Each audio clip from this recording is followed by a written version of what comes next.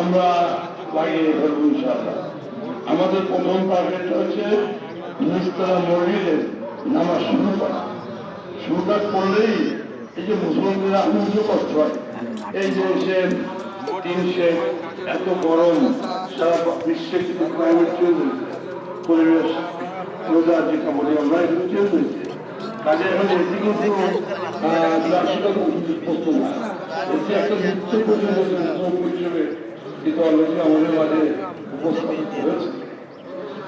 তাহলে আমি কতটা বলেছি যে আমি ব্যাখ্যা দিব, কথা বলবো, মসজিদের লাস্ট অবস্থা বলবো, আমি আপনাদের কাছে ব্যাখ্যা দিব না, মনে কষ্ট পাবেন না, এটা ব্যক্তিগত অভিযোগ।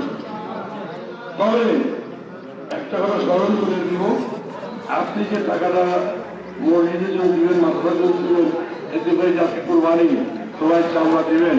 আব্বু এবার বসো, আব্বু এবার বসো, বসে পড়ো গরম লাগবে। আপনি আবার অ্যাকাউন্টে কই আমরা ব্যাংকে টাকা জমাই, সব আপনি জমে রাখতে